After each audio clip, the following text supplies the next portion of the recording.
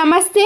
ఇంట్లో ఉండే పనిని మనము శ్రమ పడకుండా తక్కువ టైంలో ఈజీగా చేసుకునే టిప్స్ని ఈ వీడియోలో షేర్ చేస్తున్నాను.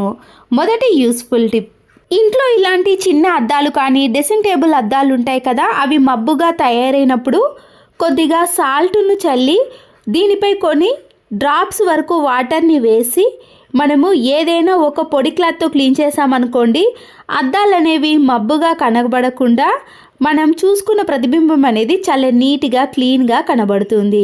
ఇక్కడ మీరు సాల్ట్కు బదులుగా పసుపును కూడా యూజ్ చేసి క్లీన్ చేసుకోవచ్చు. మరొక యూస్ఫుల్ టిప్, ఇలాంటి 5 kg ప్లాస్టిక్ కవర్స్ ఉంటాయి కదండి, 2 kg కానీ 5 kg కవర్స్ ఉన్నప్పుడు ఒక పిల్లో కవర్ని తీసుకొని ఈ ప్లాస్టిక్ కవర్ని మనము ఈ పిల్లో కవర్లో పెట్టేసేయండి.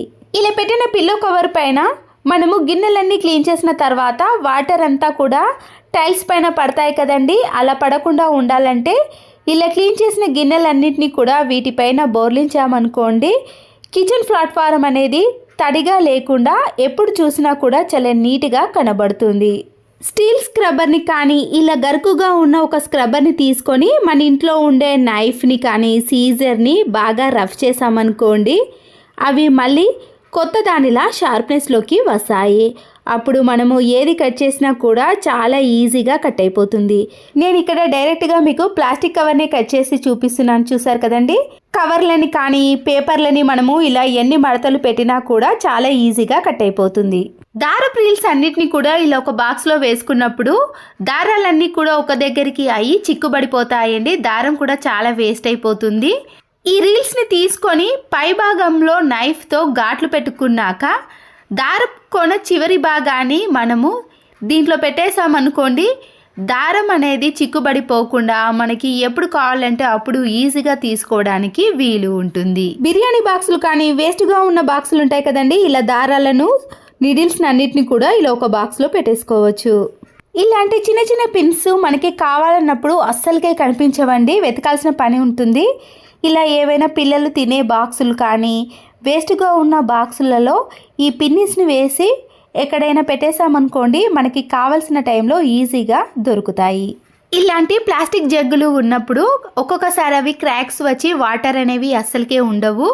వాటిని పడేయకుండా ఇలా వాష్రూమ్లో ఉపయోగపడే హార్పిక్ బాక్సులు కానీ పాడైపోయిన టూత్ బ్రష్లు, ఇలాంటి బ్రష్లు అన్నిటిని కూడా ఈ జగ్గులో పెట్టేసుకోవచ్చండి.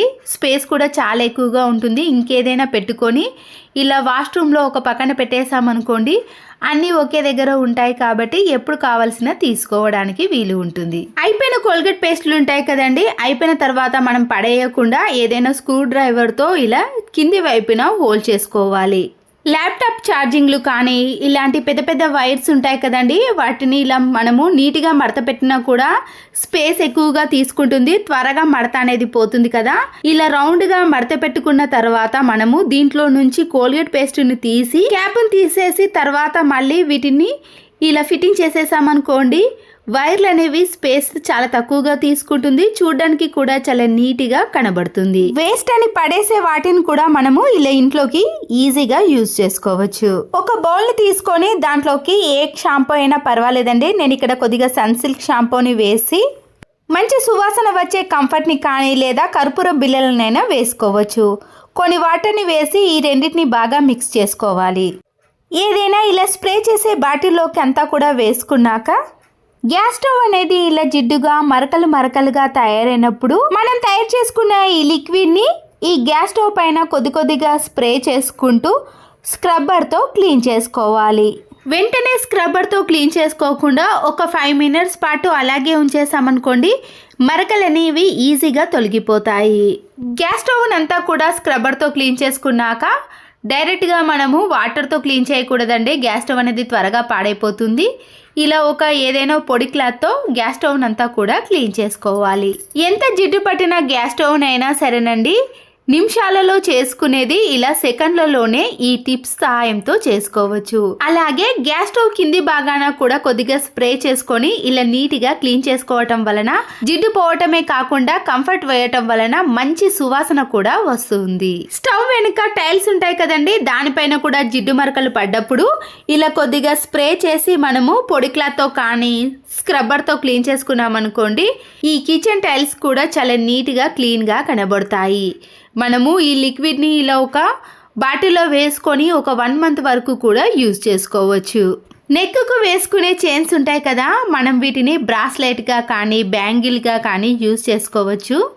చైన్ వేసుకున్న మాదిరిగా కాకుండా ఇలా వీడియోలో చూపించిన మాదిరిగా 2 వరుసలుగా చేతిపైన వేసుకున్నాక ఈ మధ్యలో నుంచి మనము ఈ చైన్ను తీసుకొని మరొకసారి ఇలా లూజ్గా ఉన్నప్పుడు చేతికి వేసుకున్నామనుకోండి, ఇలా నెక్కు వేసుకునే చైన్స్ని కూడా మనము హ్యాండ్స్కి చాలా బాగా వేసుకోవచ్చు. చూడడానికి కూడా చాలా అందంగా కనబడుతుంది. ఇంట్లో ఉండే మిక్సీలు అనేవి త్వరగా పాడవకుండా రిపేర్కి పోకుండా ఉండాలంటే ఇలాంటి ప్లాస్టిక్ బాటిల్ ఉంటుంది కదండి, నైఫ్ని వేడి చేసి ఇలా మనము ప్లాస్టిక్ బాటిల్ యొక్క పై భాగాన కాటు వరకు కూడా కట్ చేసుకోవాలి. ముందుగానే మిక్సీ లోపల ఏదైనా బ్రష్తో క్లీన్ చేసుకున్నాక మిక్సీ బయట కూడా మనకి ఇంట్లో చాలా రకాల క్లాత్ బ్యాగులు ఉంటాయి కదండి, ఇలా మిక్సీని క్లీన్ చేసుకోవడానికి కానీ గ్యాస్ స్టవ్ని క్లీన్ చేసుకోవడానికి ఈ క్లాత్ బ్యాగులు అనేవి యూజ్ అవుతాయి. తర్వాత మనం ఇలా కట్ చేసుకున్న వాటర్ బాటిల్ క్యాప్ ఉంది కదండి, ఇలా పెట్టేసుకున్నా పర్వాలేదు, లేదా లోపల కరెక్ట్ సైజు చూసి మనము కట్ చేసుకున్నాం అనుకోండి ఈ మిక్సీ లోపలికి జల పురుగులు కానీ ఎలాంటి పురుగులు వెళ్ళకుండా మిక్సీ అనేది ఎక్కువగా రిపేర్ రాకుండా చాలా సంవత్సరాల పాటు మనము నీట్గా క్లీన్గా చూసుకోవచ్చు. పిల్లల యూనిఫామ్స్ పైన కానీ లేదా కాలర్ షర్ట్స్ పైన మురికి అనేది ఇలా ఎక్కువగా ఉంటుందండి. మనము యూజ్ చేయని ఫోన్ కవర్ ఉంటుంది కదండి, ఆ కవర్తో కూడా మనము ఇలా కాలర్ పైన ఉండే జిడ్డును క్లీన్ చేసుకోవచ్చు. ఫోన్ కవర్లో ముందుగా సోప్ను పెట్టిన తర్వాత ఇలా స్క్రబ్బర్ని పెట్టేసి మీరు డైరెక్ట్గా దారంతో స్టిచ్చింగ్ కూడా చేసుకోవచ్చండి. కానీ ఇక్కడ నేను ఇలా ఊడిపోకుండా ఉండటానికి పైన అలాగే కింది వైపున 2 రబ్బర్ బ్యాండ్లను వేసుకుంటున్నాను. దీనిపై కొన్ని వాటర్ని వేసి కాలర్ పైన ఉండే జిడ్డును ఇలా మనము ఫోన్ కవర్ సహాయంతో క్లీన్ చేసుకోవచ్చు. వర్షాకాలంలో కానీ చలికాలంలో ఇలాంటి సోప్తో మనము బట్టలను వాష్ చేసామనుకోండి చేతులు అనేవి తెలుపుగా కానీ ర్యాషెస్ రావటం లాంటివి జరుగుతాయి. అలా కాకుండా ఉండాలంటే ఈ టిప్ అనేది చాలా బాగా యూజ్ అవుతుంది. బట్టల బ్రష్తో ఎక్కువగా రాసామనుకోండి కాలర్ కాడ చినిగే అవకాశం కూడా ఉంటుంది. వైట్ కలర్ కాలర్ షర్ట్స్ పైన మురికి అయితే అలాగే ఉంటుందండి, వాషింగ్ మిషన్లో వేసినా కూడా మురికి పోదు. ఇలా బ్రష్తో కాకుండా మనము చేతికి తడి కానీ సోప్ కానీ తాకకుండానే ఇలా ఫోన్ కవర్ సహాయంతో కాలర్ పై ఉండే మురికిని ఈజీగా క్లీన్ చేసుకోవచ్చు. ఆ తర్వాత వీటిని వాషింగ్ మిషన్లో వేసామనుకోండి నీట్గా వస్తాయి. ఇంట్లో ఇలాంటి రాగి గిన్నెలు కానీ రాగి పాత్రలు ఉన్నప్పుడు అడుగు బాగానే ఇలా జిడ్డు పట్టేస్తుందండి. మనము స్టీల్ గిన్నెలను అయితే నీట్గా క్లీన్ చేసుకుంటాం, కానీ రాగి పాత్రలను క్లీన్ చేసుకోవడానికి టైం అనేది ఎక్కువగా తీసుకుంటుంది అనుకుంటారు, కానీ సింపుల్గానే దీన్ని కూడా ఈజీగా క్లీన్ చేసుకోవచ్చండి. హాఫ్ నిమ్మకాయని కట్ చేసిన తర్వాత ఈ రాగి గిన్నె పైన సన్నుపును వేయాలి. అలాగే ఈ నిమ్మకాయ రసాన్ని కూడా వేసేసిన తర్వాత స్క్రబ్బర్ని కూడా యూజ్ చేయాల్సిన పని లేదండి. రసం తీసిన ఈ నిమ్మ తొక్కతోటే మనము ఈ రాగి గిన్నెను క్లీన్ చేసుకోవచ్చు. దేవుని సామాగ్రిని క్లీన్ చేసుకోవడానికి ఎన్నో రకాలు యూజ్ చేస్తాం, కానీ ఎలాంటివి కూడా అవసరం లేదండి. కొద్దిగా నిమ్మకాయ రసము ఇంట్లో సాల్ట్ ఉంటే సరిపోతుంది. ఎన్ని పాత్రలైనా చాలా తక్కువ టైంలో ఈజీ ప్రాసెస్లో క్లీన్ చేసుకోవచ్చు. చూస్తున్నారు కదండి, నేనైతే ఇక్కడ స్క్రబ్బర్ని కూడా యూజ్ చేయలేను. ఇలా నిమ్మకాయ తొక్కతో క్లీన్ చేసుకుంటేనే ఈ ఒరిజినల్ కలర్ అనేది వచ్చేస్తుంది. చూడండి, 1 నిమిషంలోనే రాగి పాత్రను ఎంత నీట్గా క్లీన్గా చేసుకున్నామో ఆ తర్వాత మనము వాటర్తో క్లీన్ చేసుకొని చూడండి, చాలా రోజుల వరకు కూడా ఈ రాగి పాత్ర అనేది ఇలాగే ఉంటుంది, నల్లగా జిడ్డు మారకుండా ఉంటుంది. మనము రాగి పాత్రలను క్లీన్ చేసుకోవడానికి చాలా రకాల లిక్విడ్ని యూజ్ చేస్తాం, కానీ త్వరగా మచ్చలుగా తయారవుతుందండి. ఇదైతే అస్సలకే కాదు.